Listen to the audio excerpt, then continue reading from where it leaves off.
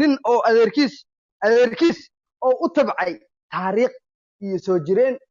ka dhaqankiyo mudulnimadan dadka uga sarreeya waryaa naclaa kugu yaale feerahan waa feere lagu cuno muufaya macsaro nacla dib ku dhasho was maahana feeriyo oo raraa cali yuusuf keenadiid maaha safaaradaada was dadka igama taqaanid dadka iga baranaysaa dadkan maanta oo dhan waa cararaysaan inta u cararaysa inta war reerkan hadduu isqabto 4 bilood is hor fadhiya ha 4 maalmood waa 4 maalmood ha ordin ha ordin hadalka intee ka dhamaada dameer ninkii ugu weynaa ugu aqliga badna lisdahay kana ugu roon ugu xoolaysan lisdahay dameer camal oo wixii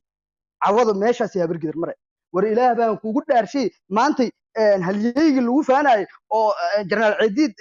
macnaheedu muxuu isku bedela dameer hadda marka meesha soo fuulay waxa saarnay sawirada dadku waxa wada saarnay ciidid markaan ku sheegay taariikhda u dhintay isoo adi dadka ku dhashay kaaga kala dili jiray maalin kaaga dilo doon yaale maalin shabeel kaaga dilo maalinka ugu dambeysana anaa kaaga dilaasay la macnaheedu nin oo reerka kala yareenayo waa ka yareeyay calada dhashaawse astaghfirullah war qabriga ku jira naga daaya dadka qabriga ku jira nagu soo kacnay ortar mid kale toon ku sheegayna waxay tahay taqaana waxa dhahday deew degaan mudulood intuu degaana hadda ku sheegay dhageyso mudulood waa reerka kaliya Soomaali markii la dhaho uu deegaanka dheer war fiiri dhageyso waxaan degaa shabeellada hoose shabeellada dhexe gobolka Banaadir Galgaduud iyo Mudug war Mudug waa 5 degmo Mudug 2 degmo iyo bar waxa ka haysta daaro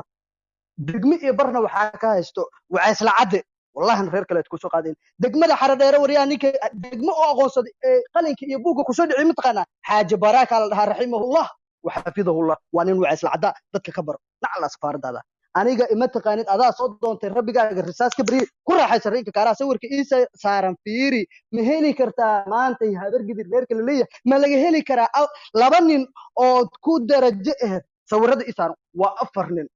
ya afartoodu waa mudulood ilaahay kuma samadnaaday saddexna waa isku reer waa isla cad wallahi العظيم ku sharaftaas taariikhda Soomaali reer kaliya ku dhaxle codka bixi codka ma hadlini waa saddex daqiiqo ana meega noo soo saar waa iska dignay codka bixi